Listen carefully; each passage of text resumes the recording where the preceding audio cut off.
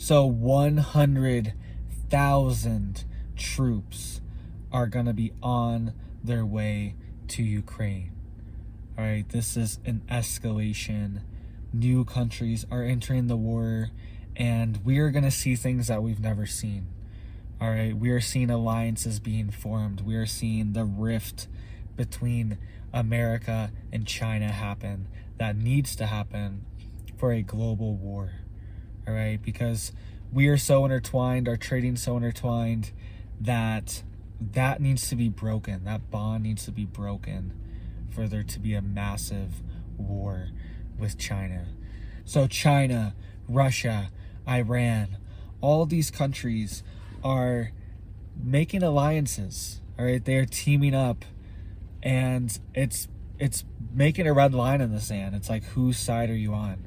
Are you going to be on the new world reserve currency of China, Russia, India, Brazil, or are you going to be on the old world reserve currency? So this is a fight for the future. This is a fight for the global world order. We always hear that term, new world order. Well, this is what it's all about. All right. And now we are seeing another country into the war. So we just saw the United States run a drill to assassinate the North Korean dictator. They ran a drill with South Korea, and it was to cut off all their infrastructure and to, quote, assassinate Kim Jong-un, the North Korean dictator. So it's kind of ironic that this story comes out now, just a few days later, that Russia is saying on state TV that North Korea is offering 100,000 troops to go to Ukraine and to act as reinforcements, and they will also send medical personnel. So this is a big deal. North Korea has the 4th largest standing army, active military in the world.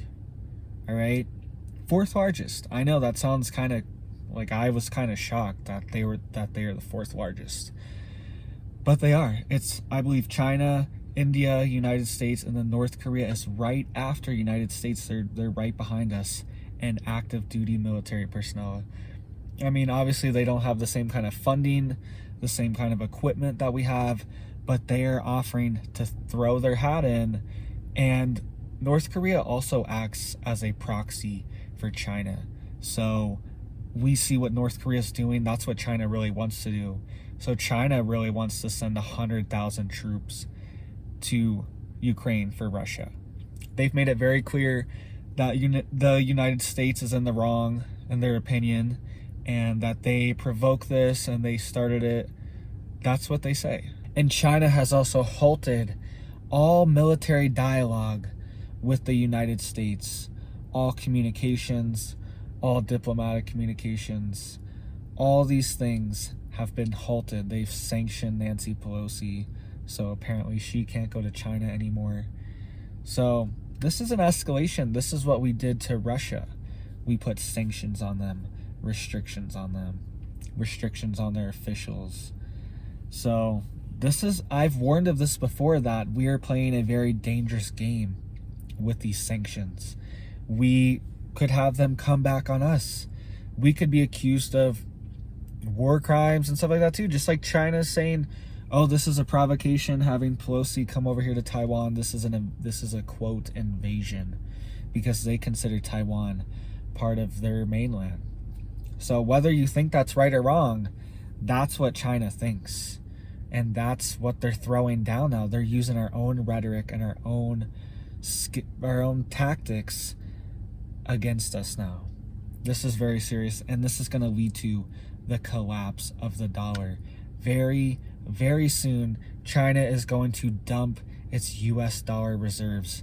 Bet on it. Bet on it. I give it 6-12 months max. All right, 2024 max. All right, before they dump their US dollar reserves, because we're going to see an escalation, a tit for tat of these sanctions, of these restrictions, and China doesn't want to be beholden to America and be holding all these dollars. And North Korea is desperate. They will sacrifice 100,000 people because Russia is offering them grain and supplies, oil, fuel in return. That's what they need. North Korea does not produce anything. Their economy, I believe, is like 18 trillion, 20 trillion, or trillion, I'm sorry, 18 billion or 20 billion max. Sorry about that. Sorry. 20 trillion is 1,000 times bigger than 20 billion. So can't Elon Musk just like buy North Korea or something? Come on, let's get these billionaires together and just buy up North Korea. How much is Elon worth? He's worth like 300 billion or something, 250 billion. He's got 20 billion. He could buy North Korea. Come on. Let's just throw some cash at this guy and get this guy out of here. Let him ride off in the sunset. And let's just get North Korea back with South Korea and get this train back on the tracks, all right? There's the same people. Same exact people. It's like when there was like East and West Germany and all this stuff.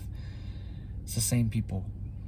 So let's see if we can, let's get this video, let's get this idea to Elon. Let's get this to Bill Gates. Maybe Bill Gates can do something good for once. Maybe, I don't know, you know, one of these mega billionaires, Bezos, somebody buy North Korea and let's flip it. Let's fix it up. Let's put in some water parks, some hotels, some beaches. I think it's pretty tropical. I think it's nice. I think it actually looks nice. It's like a tropical Asian island kind of vibe in a lot of it. So let's flip it, fix it up, flip North Korea, flip it for 100 bill, flip it for $1 trillion. All right. So let's get this idea out here. I know I'm being a little crazy right now, going down the rabbit hole. But this is how ridiculous this is. We're willing to risk nuclear war with this country that only has a $20 billion economy. We just sent another $1 billion to Ukraine for this war. It's just, you know, if we could use this money to influence North Korea in a good way, we could get them on our side. They could be our ally, our partner, instead of being our enemy. Instead of being China's puppet. China just gives them breadcrumbs to scrape by. We could actually turn North Korea into another South Korea, you know, make it prosperous and make it our ally. So let me know what you guys think down below. What do you think about this provocation, this 100,000 extra troops going to Ukraine potentially from North Korea? That's a lot. That's a big number. Their reserves are only like 1 million troops, so they're sending 10% of their troops to Ukraine. That's a big show of whose side they're on. And Russia has a lot of the cards too. They have a lot of grain, a lot of food, and a lot of fuel that they can use as leverage. So let me know what you guys think. Let me know what you think about the prepper news. Any news that I haven't covered that you guys want me to cover. I know there's a lot of, you know, controversial topics that you can't hit on social media. But let me know down below. Let me know what you're seeing. All that good gravy. I love to hear the gravy from you guys. You hear it from me all day, but I want to hear it from you guys too. So thank you guys for watching. Please hit that stuff down there. All the comments, all the good stuff. And thank you guys. You have a big old, blessed, beautiful day. Thanks, guys.